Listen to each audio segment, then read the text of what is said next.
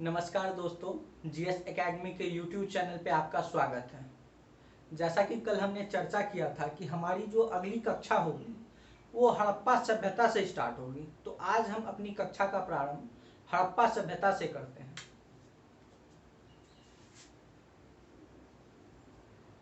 हड़प्पा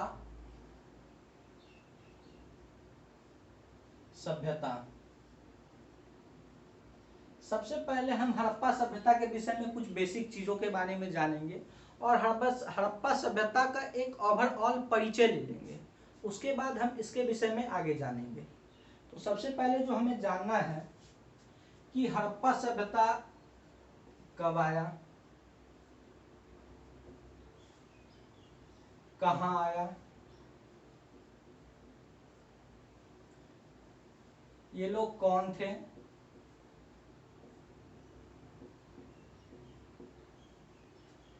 इसके अलावा इसके विषय में हमें जानना है कि हड़प्पा सभ्यता का नामांकन आखिर हड़प्पा सभ्यता ही क्यों किया गया। तो इसके नामांकन के विषय में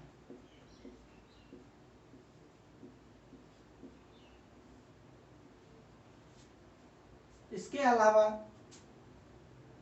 जो इसका भौगोलिक विस्तार है हड़प्पा सभ्यता का, उसके विषय में हम जानेंगे।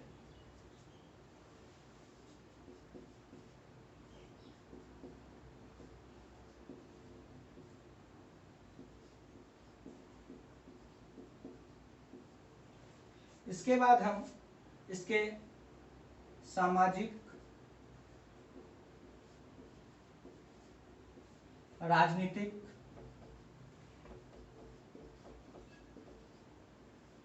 आर्थिक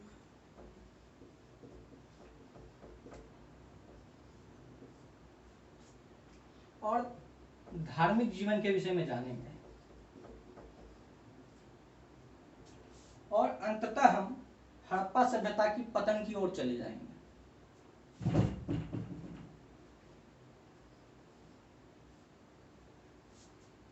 तो इतने टॉपिक हमें इस चैप्टर में पढ़ना है, हड़प्पा सभ्यता के चैप्टर में, कि हड़प्पा सभ्यता कब आया, कहाँ आया, ये लोग कौन थे, हड़प्पा सभ्यता का जो नामांकन किया गया वो किस आधार पे किया गया, इसका जो भौगोलिक विस्तार था किस क्षेत्र में था, और इनकी सामाजिक, आर्थिक, राजनीतिक, धार्मिक जीवन किस प्रकार की थी, और अंततः इनका पतन कैसे हो गया। तो सबसे पहले हम जो आरंभ करेंगे कि ये लोग कब आए भारत में, तो इसका एक सीधा सा आंसर है 2350 से 1750 ईसा पूर्व। 2350 से 1750 ईसा पूर्व के बीच हड़प्पा सभ्यता का विस्तार भारत में हुआ। 2350 से 1750 ईसा पूर्व के बीच ये जानकारी जो हमें मिलती है ये कार्बन 14 कार्बन डेटिंग पद्धति के आधार पर मिलती है। इसके अलावा भी कई इतिहासकारों ने हड़प्पा सभ्यता के विषय में, उसके कालक्रम के विषय में जानकारी दिया है, जैसे कि आर.एस. शर्मा ने, इन्होंने बताया है कि हड़प्पा सभ्यता जो है वो 2400 से 1750 ईसा पूर्व तक की थी। एक इतिहासकार है सीजे गैड, उन्होंने भी लगभग यही बताया है।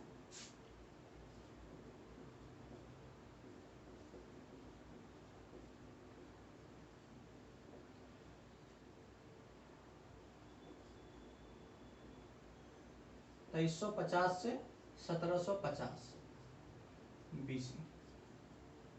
इसके अलावा कई अन्य इतिहासकार हैं जिन्होंने हड़प्पा सभ्यता के कालक्रम का निर्धारण किया है, लेकिन उनका कालक्रम जो है वो कार्बन 14 पद्धति के अनुरूप नहीं मिलता है, इसीलिए हमें उनके ओर जाने की कोई जरूरत नहीं है। अब अगला हम जानते हैं ये लोग कहाँ आए। तो एक तो मोटा मोटा ओवरव्यू है कि ये लोग भारत में बसे थे, लेकिन भारत में कहाँ, तो भारत में ये लोग सिंधु एवं इसके आसपास की नदियों की ओर।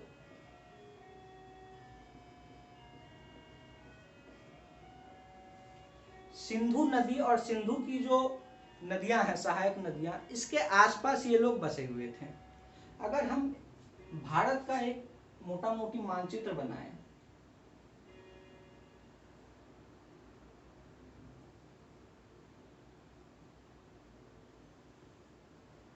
और मान लीजिए ये हिमालय है और ये सिंधु नदी है,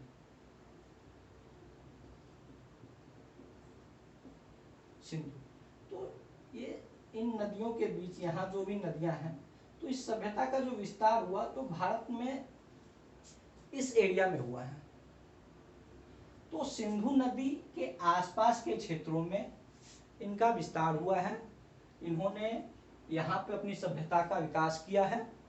और हड़प्पा सभ्यता भारत की प्रथम नगरीय सभ्यता है। हड़प्पा सभ्यता जो है ये एक नगरीय सभ्यता है।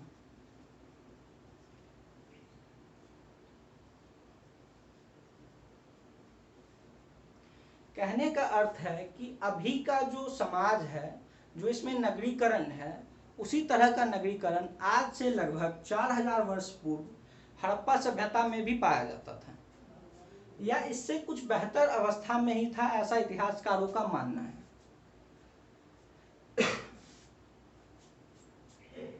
तो हड़प्पा सभ्यता एक नगरीकृत सभ्यता थी। जब भारत में अंग्रेजों ने इतिहास को लिखना प्रारंभ किया था तो उन्होंने भारत को असभ्य देश बताया, यहाँ बिना नगरीकरण वाला देश बताया। लेकिन जब भारत में हड़प्पा सभ्यता प्रकाश में आई तो भारतीय लोगों को लगा, उन्होंने जाना कि भारत शुरू से ही नगरीकृत और सभ्य देश रहा है। ये अंग्रेजों के आने से पहले कई हजार साल पहले सभ्य था और कई हजार साल पहले ही ये लोग नगरीकृत थे। तो हड़प्पा सभ्यता का विस्तार सिंधु नदी एवं उसके आसपास की नदियों के पास हुआ। तो ये लोग कौन थे? तो ये लोग हड़प्पा वासी थे, एक तो साधारण परिचय हो गया। इसके अलावा इसको खोजा किसने, ये हमें जानना है। तो उससे पहले हम ये जानते हैं कि हड़प्पा सभ्यता के जो स्थल हैं, जो इस नदी के आसपास, जो इस नदी के आसपास थे, वो कौन कौन से स्थल थे, और फिर हम ये जानेंगे कि इस स्थलों को किसने खोजा।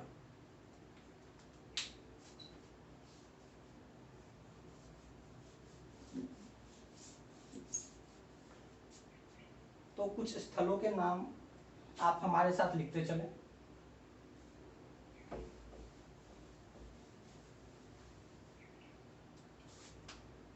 जैसे हड़प्पा, दूसरा मोहनजोदड़ो,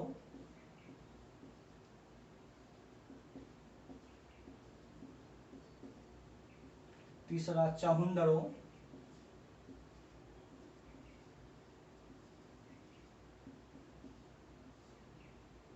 चौथा कालीबंगा,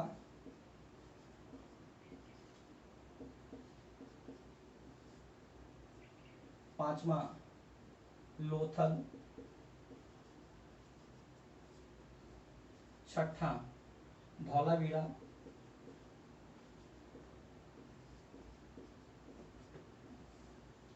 सातवां बनवाली,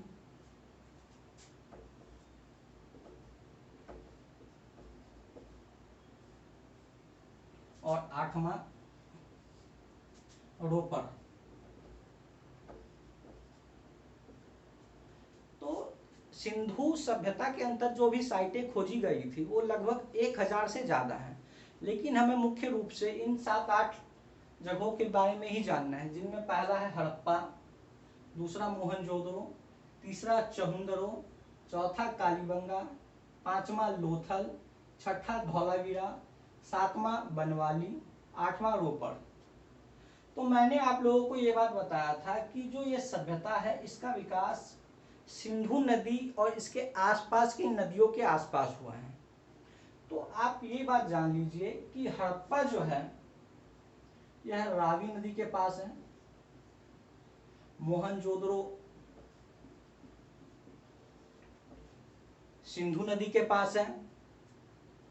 चहुंदरो भी सिंधु नदी के पास ही है। कालीबंगा राजस्थान में घनघर नदी के पास है। लोथल भगोवा नदी के पास है।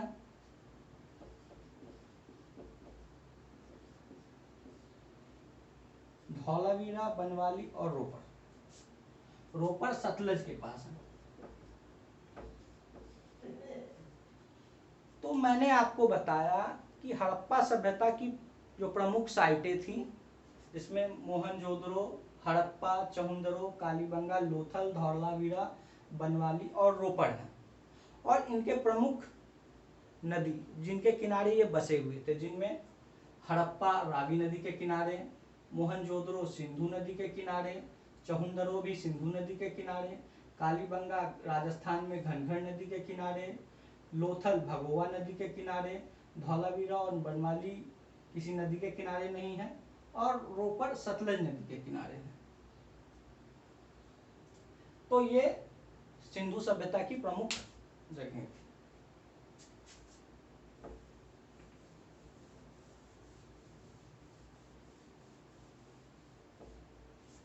अब हम ये जानते हैं कि आखिर हड़प्पा सभ्यता का नामांकन हड़प्पा सभ्यता ही क्यों किया गया।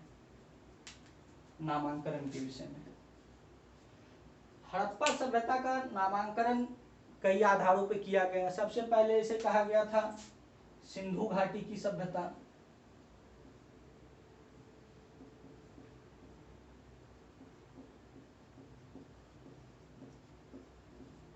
कई लोगों ने इसे सरस्वती भाखड़ा की सभ्यता भी कहा था, और कई ने इन्हें हड़प्पा सभ्यता भी कहा।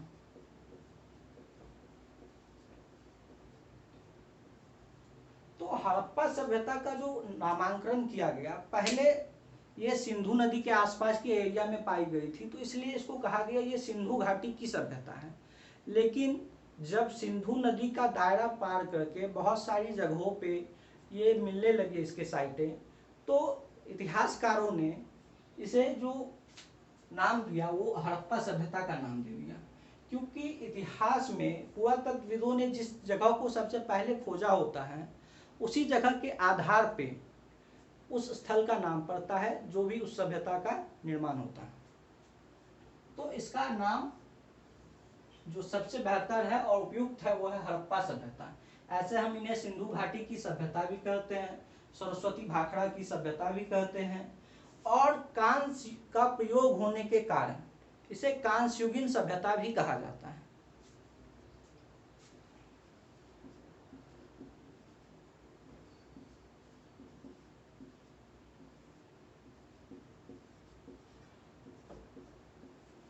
तो आप ये देख रहे हैं कि सिंधु घाटी सभ्यता या हड़प्पा सभ्यता को कई नामों से जाना जाता है, जैसे सिंधु सभ्यता, हड़प्पा सभ्यता या कांस्ययुगीन सभ्यता।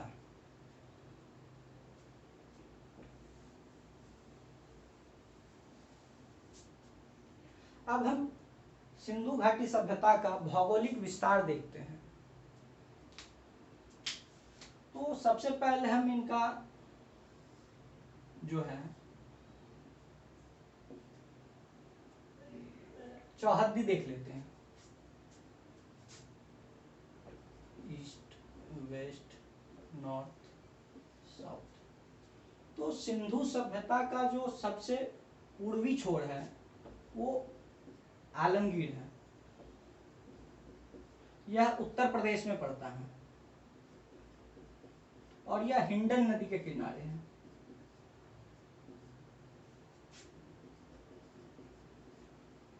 और सबसे पश्चिमी छोर जो है वह सुतकांगेडोर है।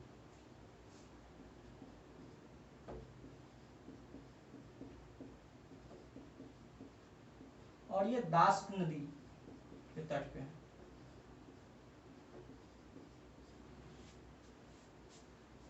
उत्तरी छोर जम्मू कश्मीर में मांडा है।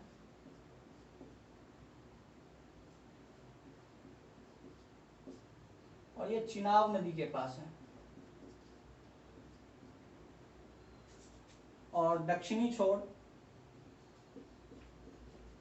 दैमाबाद है,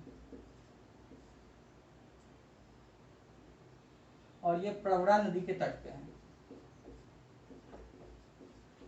तो मैंने बताया कि जो सिंधु सभ्यता की चौहद्दी है वह पूरब में आलमगीरपुर हिंडन नदी के तट पे, पश्चिम में सूतकांगेडोर दास्क नदी के तट पे, उत्तर में मांडा चिनाब नदी के तट पे, और दक्षिण में दैमाबाद प्रवरा नदी के तट पे।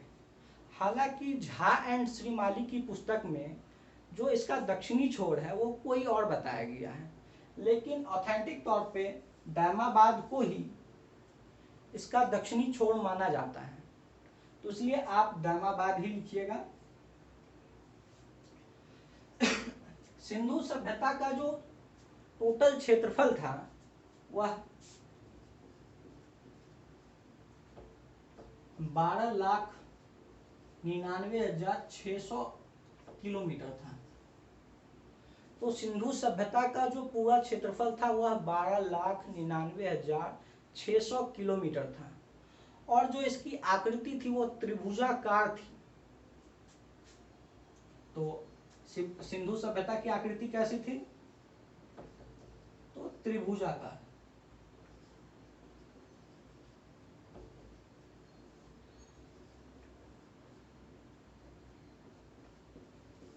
तो सिंधु सभ्यता की आकृति त्रिभुजाकार थी। इसका जो क्षेत्रफल था वो 12,99,600 किलोमीटर था, और इसका जो पूर्वी तट था वो आलमगीरपुर था, पश्चिमी तट सूतकांगेडोर था, उत्तरी तट इसका जो मांडा था, और दक्षिण में दैमाबाद।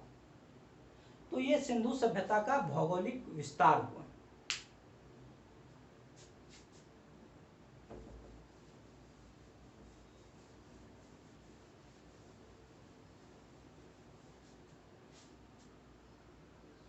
अब एक इतिहासकारों के बीच में चर्चा का विषय है कि आखिर ये लोग कौन थे। हड़प्पा सभ्यता के जो निवासी थे वो कौन थे, जो मैंने यहाँ पे बताया था। तो अलग अलग इतिहासकारों ने इसे अलग अलग जगह का बताया है। जैसे कि डॉक्टर, पहले मैं लिख हड़प्पा वासी कौन थे। तो इस पे जो पहला मत है वो डॉक्टर लक्ष्मण एवं रामचंद्र का है। इन्होंने हड़प्पा वासियों को आर्य कहा। तो डॉक्टर लक्ष्मण एंड राम ने हड़प्पा वासियों को आर्य कहा। इन्होंने कहा कि जो हड़प्पा वासी थे वो आर्य थे। राखल दास बनर्जी जी ने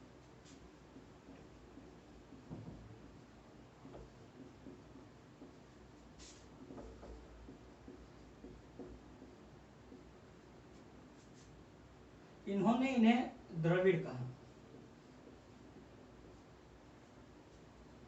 तो राखल दास बनर्जी ने हड़प्पा वासियों को द्रविड़ कहा। तो आप इस तरह से याद रख सकते हैं कि राम और लक्ष्मण जो थे वो आर्य थे, राखल को आप राक्षस या रावण मान सकते हैं, वो द्रविड़ थे। इसके अलावा एक प्रमुख इतिहासकार है रोमिला थापर, जिन्होंने प्राचीन भारतीय इतिहास पे बहुत सारे काम किए हैं। उन्होंने इन्हें ईरानी और बलूची कहा।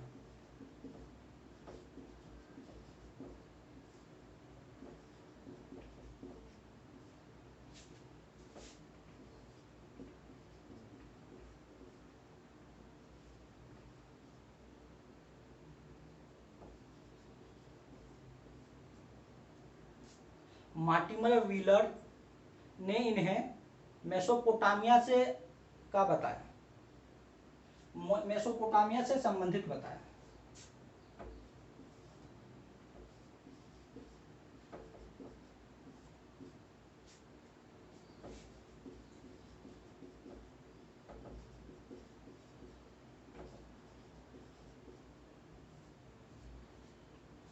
तो आप ये देख सकते हैं कि हड़प्पा वासी कौन थे में अलग अलग इतिहासकारों का अलग अलग मत है, जिसमें डॉक्टर लक्ष्मण स्वरूप और रामचंद्र ने इन्हें आर्य कहा, राखल दास बनर्जी ने इसे द्रविड़ कहा, रोमिला थापर ने इन्हें ईरानी बलूची कहा और व्हीलर ने इसे मेसोपोटामिया का निवासी बताया है। तो इसमें भी अभी तक इतिहासकार एक मत पर नहीं पहुंच पाए हैं, लेकिन कई लोगों का मानना है कि ये देसी प्रभाव से उत्पन्न हुए थे।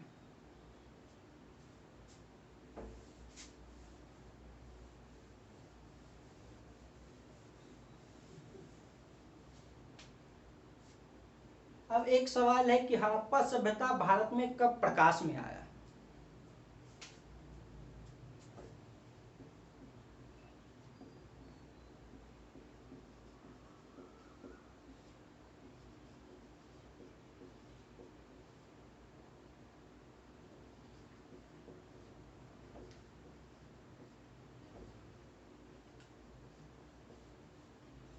हड़प्पा सभ्यता की जो खोज है वह 1921 में हड़प्पा नामक स्थल से हुई थी, लेकिन 1826 ईस्वी में चार्ल्स मैसन ने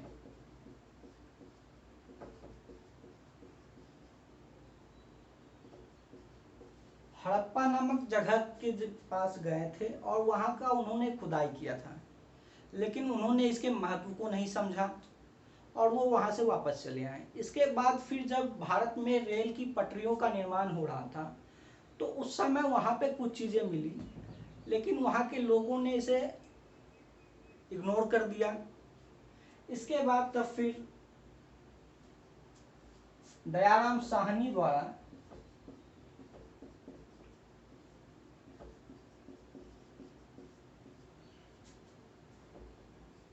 1921 ईस्वी में इसे खोजा गया और इसके शीघ्र बाद 1922 ईस्वी में राखल दास बनर्जी ने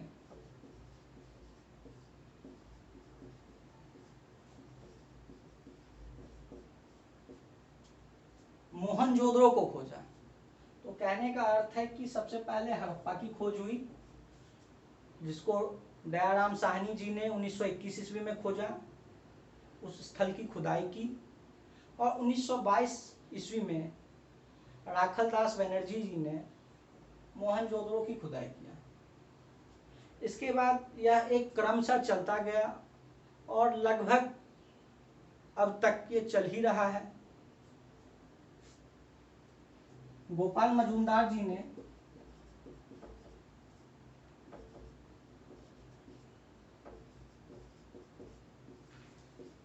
1931 में चहुंदरो को खोजा। इसके बाद फिर आगे चलकर रोपर की खोज हुई, 1955 में लोथल की खोज हुई, 1973 में फिर खोज हुई, 1991 में धौलावीरा की खोज हुई। तो इस तरह से खोज का क्रम अब चल ही रहा है। तो इसका जो प्रथम खोज था वह 1921 में हुआ, जहां हड़प्पा मिला और हड़प्पा में कई सारे पुरातात्विक चीजें मिली, जिसकी खुदाई हुई और जिसके आधार पे हड़प्पा सभ्यता को एक नगरीय सभ्यता कहा गया। तो हड़प्पा सभ्यता को एक नगरीय सभ्यता का दर्जा प्राप्त है। तो आखिर हम हड़प्पा सभ्यता को नगरीय सभ्यता क्यों कहते हैं, ये भी जानना जरूरी है। तो चलिए आइए जानते हैं।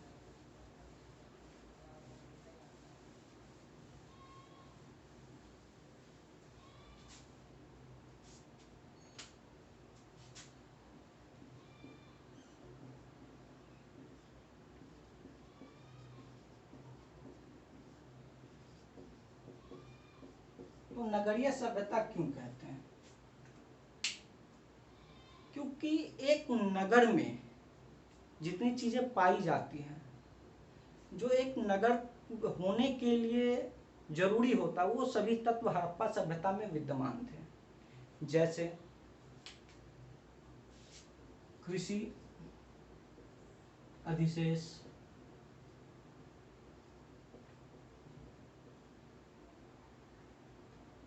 इसके अलावा व्यापार, उन्नत अवस्था में होना, नगरीकरण,